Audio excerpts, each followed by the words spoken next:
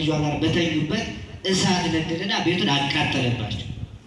አረ ሲያቃጠለባቸው እነሱ ጠንካሮች ስለነበሩ ሩጠው ወጡ። ልጁ ግን መውጣት አልቻለም፣ አቅም አልነበረው። ተመልከቱ ክርስቲያኖች፣ እግዚአብሔር በአንድም በሌላም በኩል ስራ መስራት ሲፈልግ እንዲህ ያደርጋል።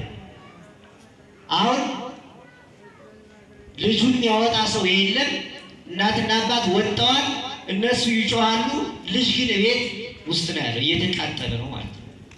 በእነሱ አይን፣ በእግዚአብሔር አይን ግን አይደለም። ታዲያ ተጮኸ፣ የተሰበሰበ ሰው ሁሉ መጥቶ ምንም ያደርግ አልቻለም። መጨረሻ ላይ ሰዓቱ ከበረደ በኋላ ተገብቶ ሲታይ ልጁ ልብሱ እንኳን አልተቃጠለም በሕይወት።